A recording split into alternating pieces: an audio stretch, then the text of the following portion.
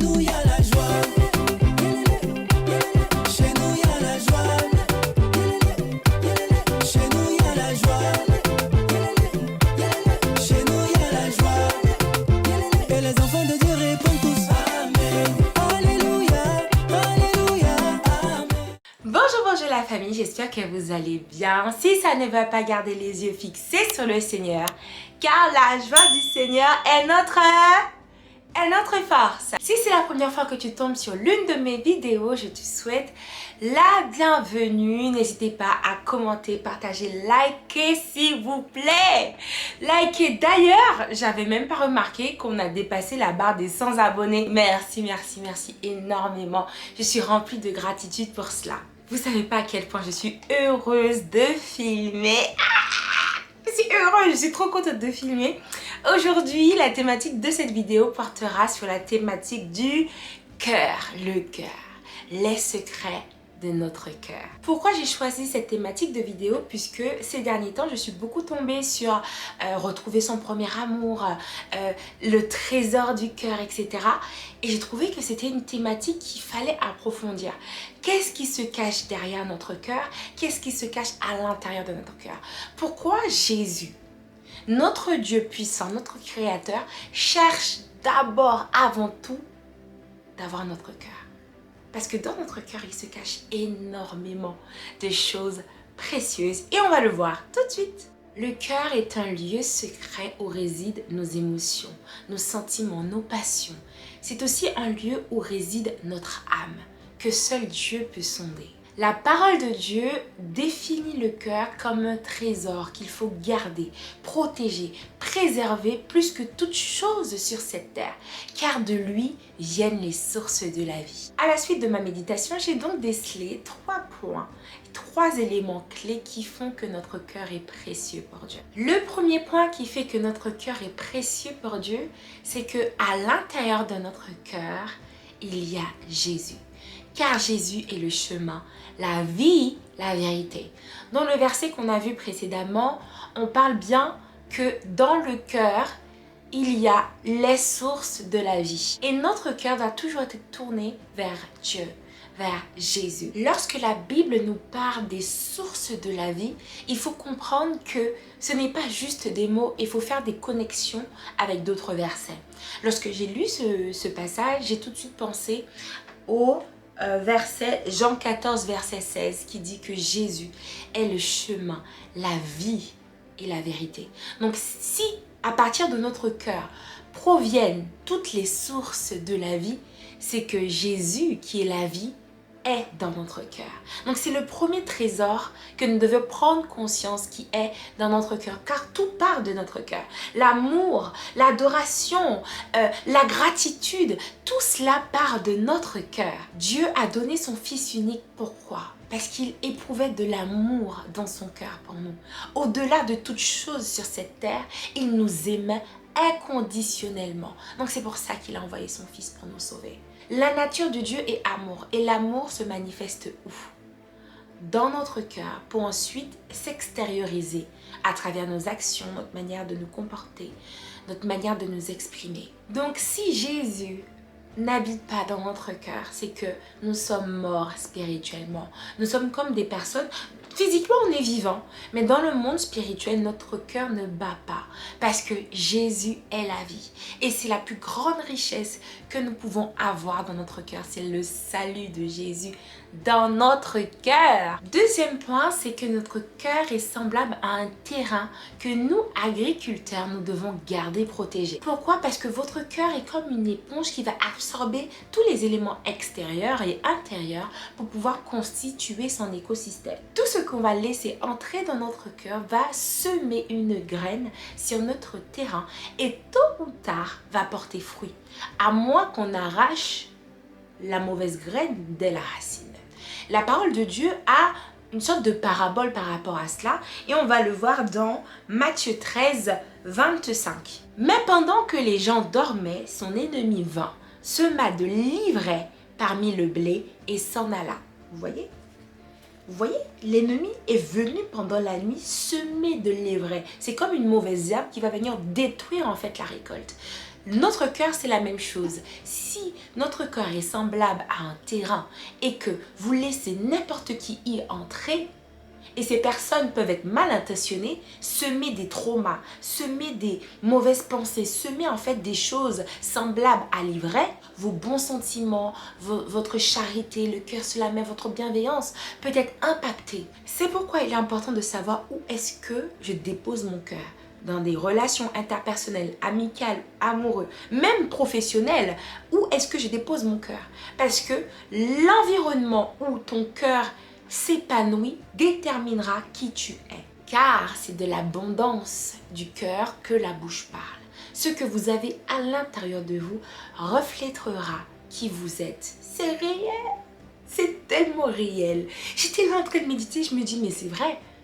On ne peut que donner ce qu'on a. On ne peut être que ce qu'on est. Et bien sûr, lorsque je dis ça, c'est bien écrit dans la Bible. Ce que tu as dans ton cœur reflète ce que tu es. Comme dans l'eau, le visage répond au visage, ainsi le cœur de l'homme répond au cœur de l'homme. C'est tellement profond. Ce qui veut dire que ton cœur reflète qui tu es. Ton cœur répond à qui tu es à l'extérieur, c'est tout. Il y a des gens qui sont aigris dans leur vie, qui sont aigres, qui cherchent des problèmes parce que leur cœur est meurtri, leur cœur est rempli de ça. On ne peut pas en vouloir à ces personnes-là parce que ils sont traumatisés. Ils ont des traumas, ils ont des blessures. Bon, ça n'excuse pas leur comportement, mais il faut toujours essayer de comprendre pourquoi ces personnes-là agissent comme ça, pourquoi ces personnes-là ont fait ça. C'est qu'il y a un problème plus profond et ce problème provient de leur cœur. Le cœur est aussi l'outil spirituel, le moyen spirituel qui va nous permettre de trouver Dieu. La parole de Dieu déclare que pour trouver Dieu, il faut le chercher de tout son cœur. Dieu cherche la sincérité. David disait que je te cherche telle une biche soupire après l'eau. Vous voyez la profondeur des mots? Parfois on est tellement familier avec des versets. On est tellement habitué à entendre certains récits qu'on ne mesure même pas la profondeur des mots. La profondeur de l'état d'âme de la personne qui a écrit ces récits-là ou ces passages-là.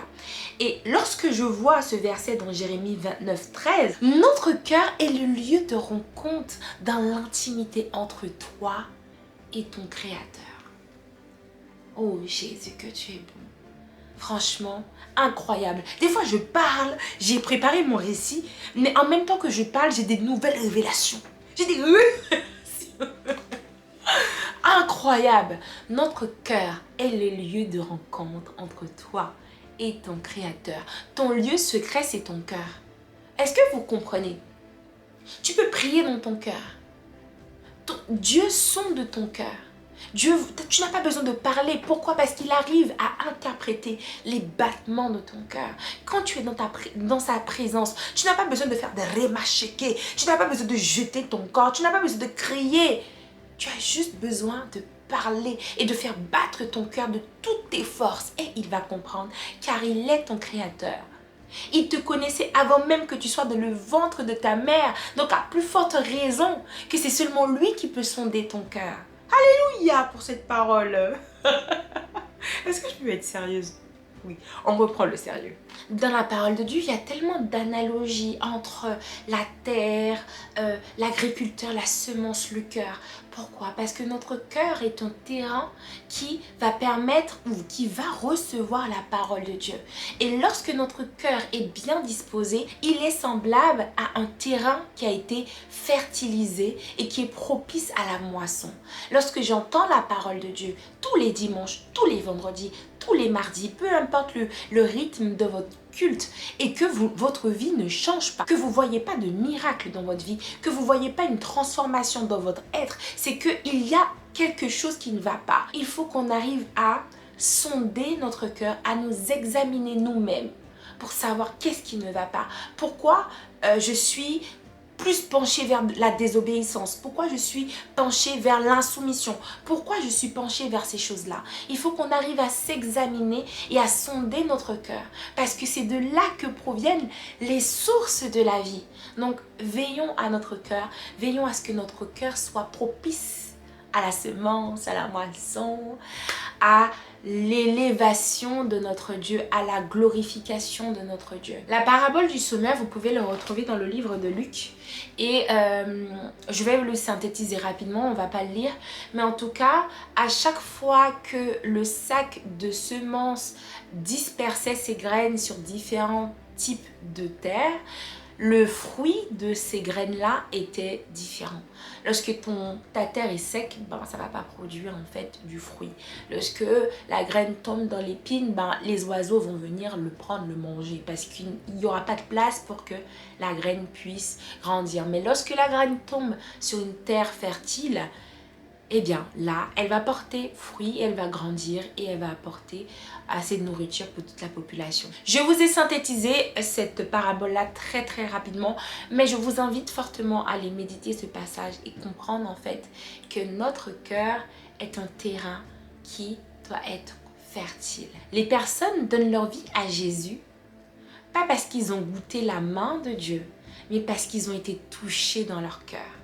Parce que quelqu'un qui a été touché dans son cœur, qui a eu l'empreinte de Jésus dans son cœur, ne peut pas l'abandonner, ne peut pas lâcher parce que cette personne-là a vécu une expérience personnelle avec Jésus-Christ. Et c'est ce qui fait qu'on reste tellement accroché à Dieu parce que notre cœur bat pour Jésus, parce que nous avons expérimenté l'amour de Dieu, sa miséricorde. Oh mon Dieu, je suis tellement reconnaissante d'avoir pu expérimenter la profondeur de l'amour de Dieu. Je ne peux plus retourner en arrière. Je ne peux plus dire qu'il n'y a pas de Dieu qui existe. Je ne peux plus dire que, ah oui, le monde m'appelle. C'est plus possible. Ma mère me disait souvent que les personnes qui ont expérimenté le dehors et qui reviennent à Jésus, il y a une très faible possibilité qu'ils retournent dans le monde. Parce que tu as 2 poids 2 mesures. Tu as goûté ce que maman Baal pouvait te donner et tu as goûté à ce que Jésus-Christ de Nazareth peut te donner. Il n'y a pas en fait de mesure. It's not giving. Ce n'est pas balance. Ce n'est pas équitable. Lorsque tu as goûté l'amour de Dieu, tu ne peux plus retourner dans le monde. Impossible. Et je peux vous le confirmer parce que moi j'ai été dans le monde et le monde ne m'a rien offert de plus grand que l'amour que Jésus a pu me donner, que l'amour que j'ai pu ressentir de mon Créateur. Et c'est pour ça que je parle avec autant de foi parce que j'ai expérimenté. Dans ma petite vie là, je suis encore jeune, je n'ai rien encore vu, mais ce que j'ai pu goûter, le petit bout que j'ai pu goûter m'a suffi pour comprendre qu'il n'y a rien qui peut égaler l'amour de Dieu. Et je prônerai toute ma vie Jésus-Christ de Nazareth. Je prônerai toute ma vie mon Seigneur. Je reconnais avoir goûté ce que le monde pouvait m'offrir et que le goût de Jésus est... Il y a le cube Maggi. C'est comme si tu mangeais une viande avec du sel et du poivre. Et quand tu arrives avec Jésus, tu as des épices extraordinaires, des épices exotiques. Tu as des épices divines qui font danser tes papilles. Le jour et la nuit. Le jour et la nuit, tu ne peux plus. Lorsque tu goûtes une viande épicée et une viande fade, ton palais est très vite habitué et reconnaît tout de suite. Troisième point, c'est que notre cœur est une offrande. Alors, oui, j'ai écrit cela dans mes notes parce que lorsqu'on regarde bien, il n'y a rien qu'on peut donner à notre Dieu qui soit à la hauteur du sacrifice qui a été fait sur la croix.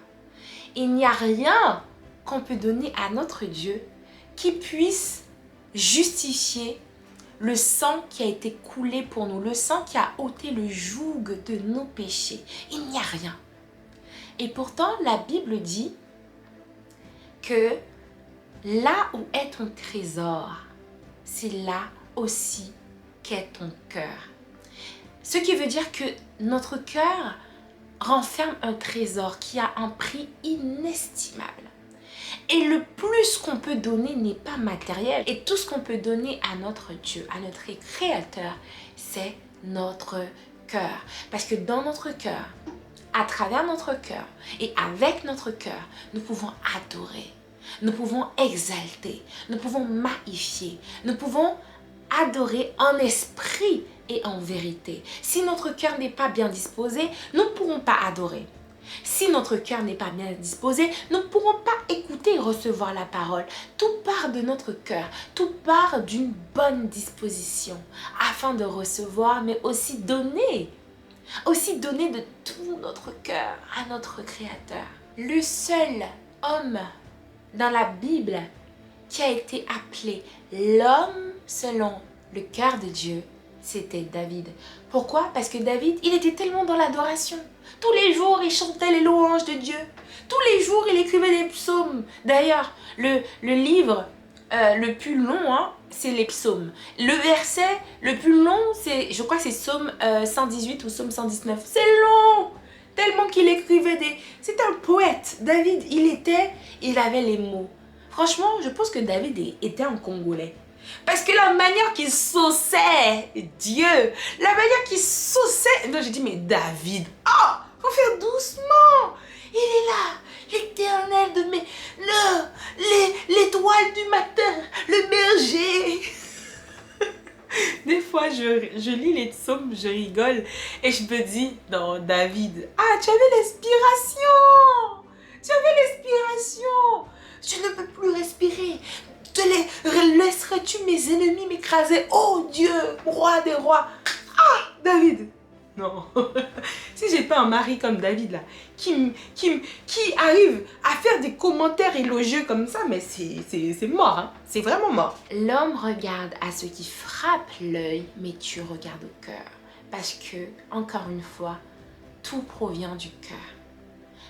Tes actions, tes paroles ne valent rien si ton cœur est amer, si ton cœur est rempli de méchanceté, si ton cœur n'est même pas en accord avec tes actions. Il y a des gens qui font des choses, mais qui n'ont pas forcément envie.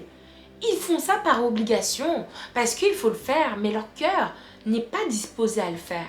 Et vraiment, vaut mieux rendre service à quelqu'un avec le cœur en joie, avec le cœur rempli d'allégresse, que faire un service avec un cœur rempli de regrets, un cœur rempli de mépris. En résumé, ce qu'il faut retenir de cette méditation, c'est que Jésus fait battre notre cœur spirituel et qui fait qu'on est en vie.